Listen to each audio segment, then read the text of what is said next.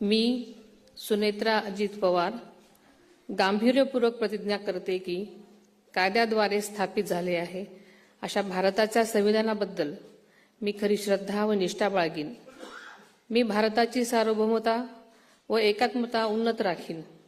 मी महाराष्ट्र राज्याची उपमुख्यमंत्री म्हणून माझी कामे निष्ठापूर्वक व ससद्विवेक बुद्धीने पार पाडेन आणि संविधान व कायदा यानुसार सर्व तऱ्हेच्या लोकांना मी गांभीर्यपणे व निपक्षपातीपणे तसेच कोणाच्याही विषयी ममत्वभाव किंवा आकस न बाळगता न्याय वागणूक देईन।